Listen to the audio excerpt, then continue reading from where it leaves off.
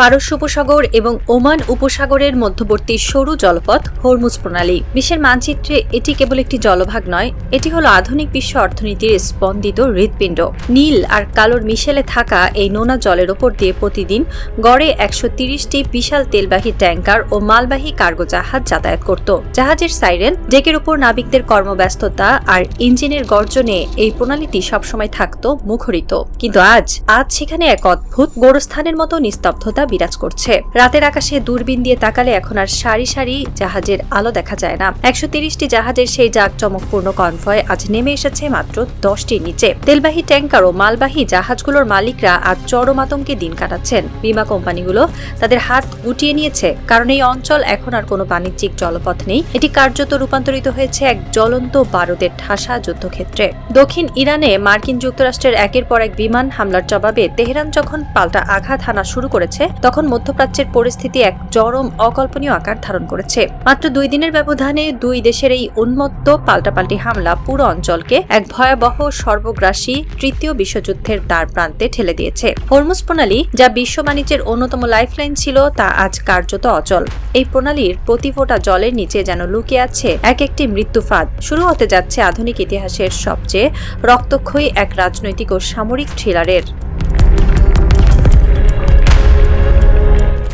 ওয়াশিংটনের পেন্টাগন থেকে যখন অপারেশন কমান্ড দেওয়া হয়, তখন হয়তো মার্কিন জেনারেলরা ভেবেছিলেন তারা এক নিমিষেই পারস্যের মেরুদণ্ড ভেঙে দেবেন। মার্কিন যুক্তরাষ্ট্রের দাবি, তারা ইরানের সামরিক সক্ষমতা চিরতরে পঙ্গু করে দেওয়ার লক্ষ্যে অত্যন্ত নিখুঁত নিশানায় ৯০টি লক্ষ্যবস্তুতে একযোগে হামলা চালিয়েছে। কিন্তু এই ৯০টি লক্ষ্যবস্তুর ওপর দিয়ে যে ধ্বংসের ঝড় বয়ে গেছে, তা কেবল সামরিক স্থাপনাতেই সীমাবদ্ধ থাকেনি। ইরানের সরকারি সংবাদ মাধ্যমের ভাষ্যমতে গত ২ দিনে মার্কিন হামলায় ১৪ জন নিরাপরাধ প্রাণ হারিয়েছেন এবং আহত হয়েছেন ৭৮ জনেরও বেশি।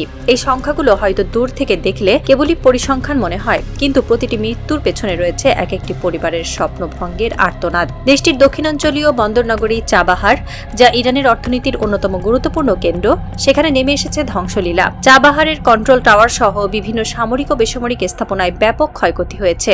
আগুনের লেলিহান শিখায় রাতের আকাশ রক্তিম বর্ণ ধারণ করেছে। কিন্তু সবচেয়ে ভয়াবহ এবং উদ্বেগজনক খবরটি এসেছে বুশেহর থেকে। মার্কিন যুদ্ধবিমানগুলো বুশেহর পারমাণবিক বিদ্যুৎ কেন্দ্রের আশেপাশেও হামলা চালিয়েছে বলে দাবি করা হয়েছে। একটি পারমাণবিক বিদ্যুৎ কেন্দ্রের এত কাছাকাছি বোমা ফেলার অর্থ কি?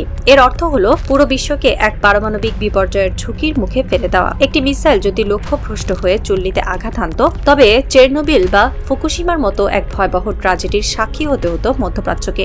তেহরান এই হামলাকে কোনো সাধারণ সামরিক আগ্রাসন হিসেবে দেখছে না, তারা এটিকে সরাসরি মানবতা বিরোধী অপরাধ হিসেবে অভিহিত করেছে। একদিকে যখন দেশের দক্ষিণাঞ্চলে বোমা পড়ছে, আকাশ থেকে ঝরে পড়ছে আগুন আর মৃত্যু, অন্যদিকে তখন ইরানের উত্তর পূর্বাঞ্চলীয় পবিত্র শহর মাশহাদে তৈরি হয়েছে এক অপার্থিব হৃদয় বিদারক দৃশ্য। গত ২৮ ফেব্রুয়ারি মার্কিন ও ইসরায়েলি হামলায় নিহত হয়েছিলেন পারস্যের আধ্যাত্মিক পিতা supreme leader Ayatollah Ali Khamenei. তার সেই মৃত্যু শুধু একজন রাষ্ট্রনেতার মৃত্যু ছিল না, তা ছিল কোটি কোটি ইরানির হৃদয়ে এক প্রচণ্ড শেলবিদ্ধ হওয়ার মতো ঘটনা। আজ সেই মহান নেতার দাফনকে কেন্দ্র করে মাশহাদ শহরে লাখো মানুষের ঢল নেমেছে। মাশহাদের আকাশ আজ কালো পতাকায় ছেয়ে গেছে। মানুষের পরনে কালো পোশাক, চোখে বাঁধ ভাঙা জল। কিন্তু এই কান্নার ভেতরে কোনো দুর্বলতা নেই, কোনো হতাশা নেই। শোকের পাশাপাশি এখন চরম প্রতিশোধের আগুন জ্বলছে প্রতিটি ইরানির চোখে মুখে।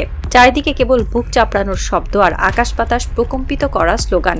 শোকার্ত জনতা মার্কিন প্রেসিডেন্ট ডোনাল্ড ট্রাম্প এবং আমেরিকার বিরুদ্ধে মুষ্টিবদ্ধ হাত আকাশে ছুঁড়ে স্লোগান দিচ্ছে। এক অদ্ভুত সাইকোলজিক্যাল বা মনস্তাত্ত্বিক রূপান্তর ঘটেছে এই জাতির ভেতরে। যখন শেষকৃত্য চলছে, যখন নেতার কফিন ধীরে ধীরে মাটিতে নামানো হচ্ছে, ঠিক সেই মুহূর্তেই দেশের বিভিন্ন প্রান্ত থেকে মোবাইল ফোনে খবর আসছে আমেরিকা আবার হামলা করেছে। এই খবরগুলো মানুষের শোককে মুহূর্তের মধ্যে বারুদে পরিণত করেছে। তারা এখন আর কেবল কাঁদতে রাজি নয়, তারা রক্তের বদলে রক্ত চায়। ইরান কখনোই নীরব থাকার পাত্র নয়। তাদের ওপর আঘাত আসবে আর তারা কেবল জাতিসংঘে গিয়ে নালিশ করবে, পারস্যের ইতিহাস এমনটা বলে না। পরিস্থিতি আরও উত্তপ্ত, আরও ভয়ঙ্কর হয়ে উঠল যখন তেহরান পাল্টা জবাব হিসেবে সরাসরি মার্কিন মিত্রদের দিকে তাদের মিসাইলের মুখ ঘুরিয়ে দিল। তেহরান অত্যন্ত শীতল কিন্তু ইস্পাত কঠিন কণ্ঠে ঘোষণা করল, যেসব দেশে মার্কিন সামরিক স্থাপনা আছে এবং যারা আমেরিকাকে তাদের মাটি ব্যবহার করতে দিচ্ছে, তারা প্রত্যেকেই এই আগ্রাসনের অংশীদার। এই ঘোষণার কয়েক ঘন্টার মধ্যেই শুরু হলো পারস্যের প্রত্যাঘাত। কুয়েত, বাহরাইন ও কাতারে অবস্থিত মার্কিন সামরিক স্থাপনাগুলোতে লক্ষ্যবস্তু করে একের পর এক মিসাইল আর ড্রোন হামলা শুরু হলো। বৃহস্পতিবার দিনের শেষ ভাগে খবর আসতে শুরু করলো যে কুয়েত, জর্ডান এবং ইরাকে অবস্থিত মার্কিন ঘাঁটিগুলোতে ইরানের নতুন হামলার শিকার হয়েছে। উপসাগরীয় দেশগুলোর রাজপ্রাসাদগুলোতে এখন রীতিমতো ভূমিকম্প শুরু হয়ে গেছে। রিয়াদ, দোহা, আবুধাবি আর আম্বানের শাসকরা এখন চরম আতঙ্কে উচ্চ সতর্কতায় রয়েছেন। তারা এতদিন ভেবে এসেছিলেন আমেরিকার ঘাঁটিকে আশ্রয় দিয়ে তারা নিরাপদ থাকবেন, কিন্তু আজ তারা বুঝতে পারছেন পরাশক্তির ছায়া আসলে এক মৃত্যু ফাঁদ। তারা ভয় আছেন যে এই সংঘাতের আজ, এই মিসাইলের আগুন যে কোনো মুহূর্তে তাদের চকচকে বিলাসবহুল শহরগুলোতেও ছড়িয়ে পড়বে। দুবাই বা দোহার মতো শহরগুলোতে যদি একটি মিসাইলও পড়ে তবে তাদের অর্থনীতি দশকের পর দশক পিছিয়ে যাবে। যুদ্ধ কেবল ময়দানে হয় না, যুদ্ধ হয় কূটনীতির টেবিলেও। কিন্তু আজ সেই টেবিলও ভেঙে চুরমার হয়ে গেছে। দুই দেশের এই রক্তক্ষয়ী রেশারেশি এবং পাল্টাপাল্টি হামলা গত 17 জুন স্বাক্ষরিত সেই বহুল আলোচিত সমঝোতা চুক্তিকে আক্ষরিক অর্থেই ডাস্টবিনে ছুড়ে ফেলেছে। ডোনাল্ড ট্রাম্পের প্রশাসন সরাসরি এবং উদ্ধত ভাষায় জানিয়ে দিয়েছে যে ইরানকে নিয়ে করা সেই চুক্তি এখন আর কার্যকর নেই। ট্রাম্প কঠোর ভাষায় ইরানকে আক্রমণ করে বলেছেন তিনি আর কোনো আলোচনার পথ খোলা রাখছেন না। তার এই বক্তব্য প্রমাণ করে যে আমেরিকা আসলে কখনোই শান্তি চায়নি, তারা চেয়েছিল ইরানকে নতজানু করতে। কিন্তু অন্যদিকে ইরানের পররাষ্ট্র মন্ত্রণালয়ও এক চুল পিছু হটতে নারাজ। তারা আমেরিকার এই সামরিক অভিযানকে সরাসরি পাগল ও অশুভ বলে আখ্যা দিয়েছে। কূটনীতির ভাষায় একটি পরাশক্তিকে পাগল বলাটা চরম সাহসিকতা এবং কোনো রকম আপোষ না করার সুস্পষ্ট ইঙ্গিত। তেহরান বুঝিয়ে দিয়েছে তারা আমেরিকার এই উন্মাদনার সামনে মাথা নোয়াবে না। এই চরম উত্তেজনার মাঝে সবচেয়ে শক্তিশালী এবং নির্ণায়ক বক্তব্যটি এসেছে ইরানের পার্লামেন্টের স্পিকার মোহাম্মদ বাঘির কালিবাফের কাছ থেকে। তিনি কেবল একজন রাজনীতিক নন, তিনি পারস্যের সামরিক এবং আদর্শিক কাঠামোর এক অন্যতম প্রধান স্তম্ভ।